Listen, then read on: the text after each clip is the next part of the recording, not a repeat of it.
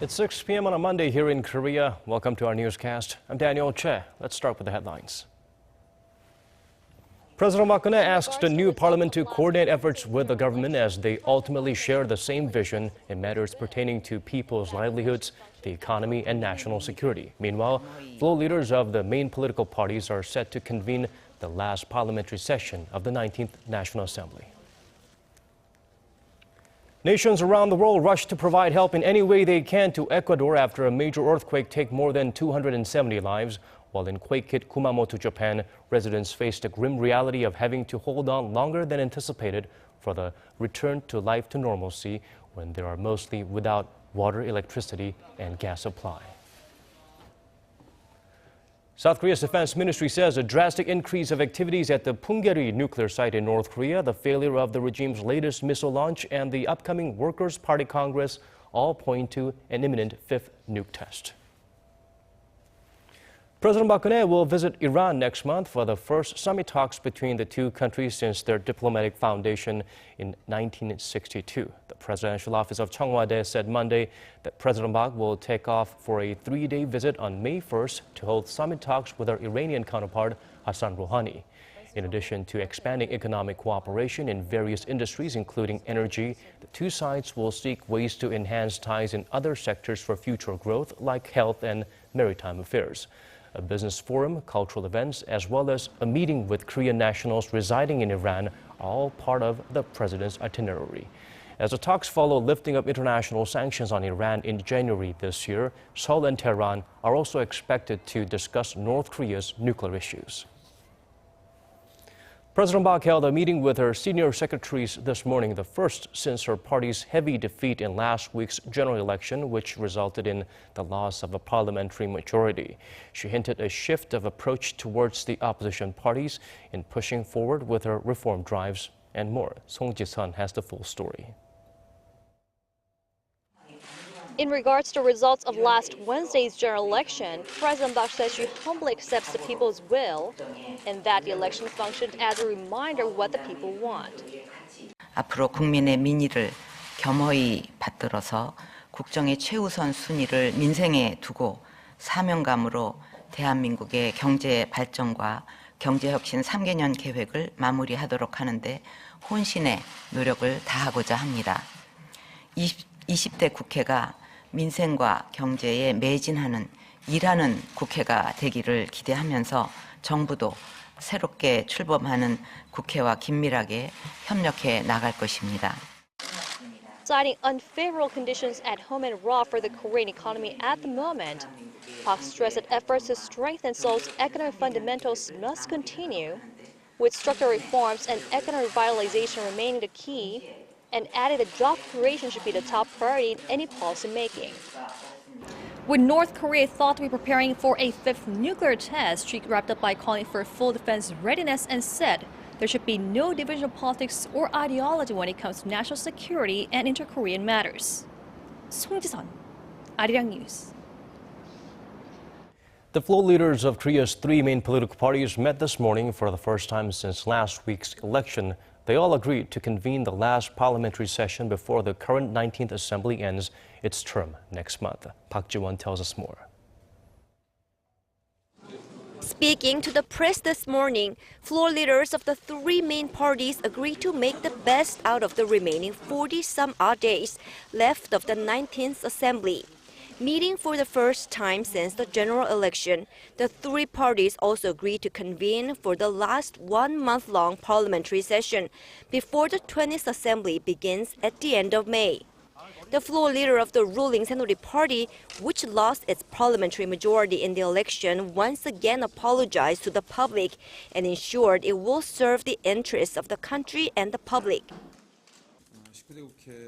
Less than 2 months remain in this assembly, and we wish to wrap up this term by making the best out of it, by passing key bills to improve people's livelihoods. The floor leader of the main opposition Minju Party said the 19th Assembly needs to make up for its shortcomings and respect the public's judgment during the remaining period. The Liberal Party stressed that bills related to labor reform and service industry promotion pushed by the ruling Conservative Party and government need to be reconsidered given the election results. We believe the public's judgment on the 4 bills related to labor reform has already been made clear, and we need to conduct the remaining 19th Assembly accordingly.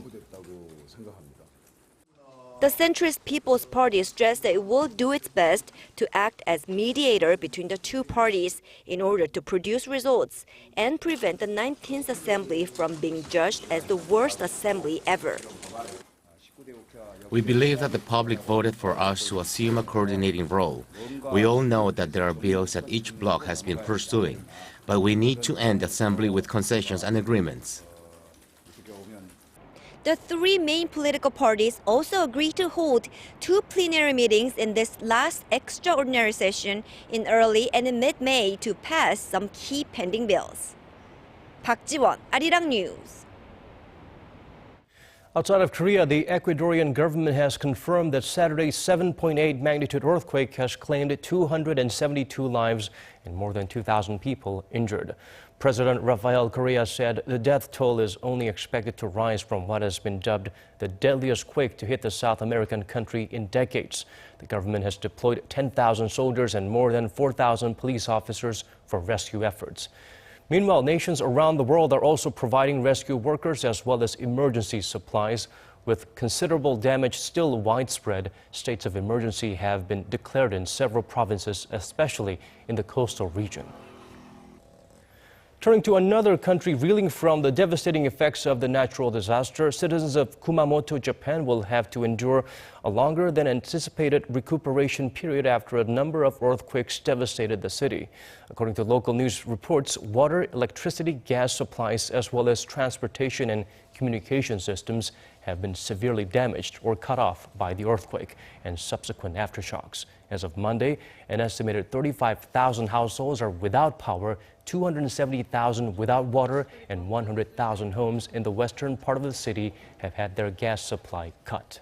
The current lack of manpower and supplies are likely to impede the Japanese government's efforts for a speedy recovery. South Korea's military says Pyongyang could conduct a 5th nuclear test in the near future, as there are many signs pointing to that development, including movements at its nuclear launch site. For details, let's turn to our Kim Hyun-bin. South Korea's defense ministry has reiterated that North Korea could conduct a 5th nuclear test in the coming days or weeks. The ministry spokesperson said Monday that Pyongyang is capable of conducting an underground nuclear test at any given moment. The regime could conduct a full test or test a warhead without nuclear materials. There is also the possibility that Pyongyang could conduct an underground test, which we're keeping close tabs on. During a meeting with her top aides, President Park Geun-hye on Monday said that Pyongyang could stage another provocation to protest its isolation and consolidate national unity. She added that signs of preparations for a 5th nuclear test have been detected. North Korean leader Kim Jong-un has already ordered his military to conduct another test in mid-March. All 4 of North Korea's previous nuclear tests from 2006, 2009, 2013, and earlier this year were carried out at its Punggye nuclear site in the northeastern part of the country. South Korean officials said there had been a drastic increase of vehicle and personnel activity at the site, indicating a nuclear detonation test might be in the works. Experts believe North Korea might conduct a test before its Workers' Party Congress in early May, which will be the regime's first in over 3.5 decades. The 5th nuclear test by North Korea seems imminent as Pyongyang looks to make up for its failed mid-range ballistic missile launch last week and open its Workers' Party of Congress with a bang. Kim Hyun-bin, Arirang News. Concerns are growing that North Korea could ignore international sanctions and go ahead with another nuclear test. However, South Korea's Vice Foreign Minister says he has faith that Pyongyang will see the light despite the regime's track record. Kwon So-hwa brings us Im Sung-nam's positive take on the communist state's next move. Years of efforts to bring North Korea to the right side of history have so far failed to result in desired outcomes, be it through dialogue or pressure. That's what South Korea's Vice Foreign Minister Im Sung-nam said during a lecture to journalists from across the world at the Journalist Forum for World Peace in Seoul on Monday. The minister said, however, that being an optimist and realist, he hopes and believes that Pyongyang can eventually be brought to the right side of history. My firm belief comes from the fact that the international community, including China and Russia, has never been more united in the determination to counter North Korea's nuclear and missile threat. That said, Im stressed that the world can no longer afford to be subjected to Pyongyang's deceit and intimidation, and that it's time to make the regime realize that concentration on weapons development will only lead to self-destruction. He added Pyongyang's nuclear program will threaten the Korean people's livelihood, stability in Northeast Asia, and worldwide peace. Now is the time to create an environment in which North Korea cannot survive without changing its calculation. In short, it is the world versus North Korea. And representing the world's voices, journalists were encouraged by Vice Minister Im to remind North Korea that its nuclear threats serve no interests, including its own. Kwon So-ah, Arirang News. Korea's central bank will announce its new growth outlook for this year on Tuesday. The bank's governor has already hinted that the forecast could be cut to the 2% range. Hwang Jae looks into how the downgrade could affect the BOK's interest policy. With sluggish exports prompted by the slowing Chinese economy as well as slumbering domestic demand, it's now almost certain that growth in Korea will be in the 2% range this year. Ahead of this month's monetary policy meeting on Tuesday, when the central bank will also release its new growth outlook, the Bank of Korea Governor Lee Ju-yeol hinted at the possibility of a growth rate below 3% this year. The central bank's current growth forecast stands at 3%, and if the BOK actually cuts its earlier projection, it's not going to be alone. Most local institutions as well as other global investment banks expect Korea to fall short of expansion in the 3% range. With that, market expectations for more easing to prop up growth remain, but analysts say a rate cut is unlikely this month. Economic indicators in February, as well as export figures for March, have improved, prompting the central bank to keep an eye on the current situation before maneuvering the interest rate. 4 of the central bank's monetary policy board members are scheduled to be replaced following the monetary policy meeting this month, another issue that market watchers say will make it hard for the BOK to cut the key rate. They say it's unlikely incumbent members will take any such actions, as it will leave fewer options for their successors.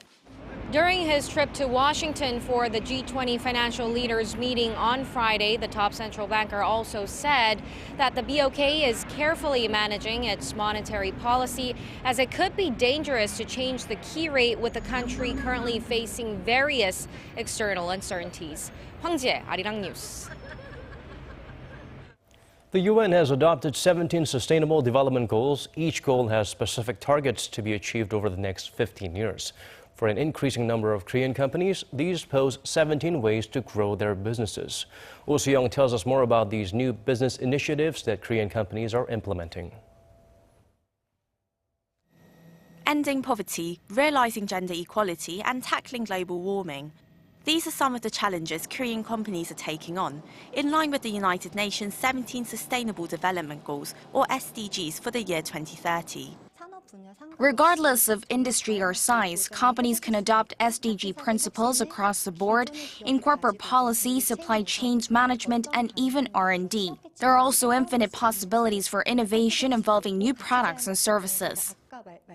KT Corporation is one such example. The country's communication giant aims to fully align its corporate strategy with the SDGs through state-of-the-art ICT and ethical business practices. Our main areas of focus include healthcare applications, smart energy, and the environment. We also enforce ethical governance and supply chain management within our affiliates. Also, venture companies are coming up with innovative products and services. Take this company in southern Seoul. It makes trendy phone accessories, high-quality scarves, clothing, and fine leather bags. You have cashmere in Mongolia, and leathers in African countries, and wood products in Indonesia. But the problem is that many of the companies in developing countries do not have its own business model or channel to sell their products independently. And this is where we come in. Discussing SDGs as an essential framework for Korean businesses, experts gathered at a forum held by UN Global Compact Korea. Based on the universal values regarding human rights, labor, and the environment, the SDGs set a clear long-term direction, vital for corporate success as well as economic growth. A fraction of conglomerates and mid-sized companies are on the right track. However, many CEOs, especially those of SMEs, lack awareness and focus mainly on short-term profits. Experts say the key is thinking longer term. By looking further ahead, business leaders can invest in a sustainable value chain that meets global standards. For the best chance of success, relevant government policy should promote and nurture these efforts. Oh Soo-young, Arirang News. South Korea's household debt rose again last month. According to the Bank of Korea, household loans extended by local banks amounted to roughly $564 billion in March, up $4.3 billion from the previous month.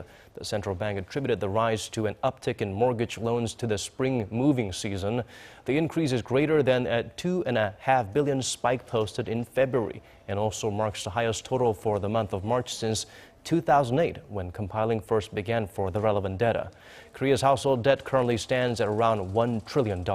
Many fear it's taking a toll on the country's overall spending. And that brings us to the end of our newscast. As always, thank you for watching.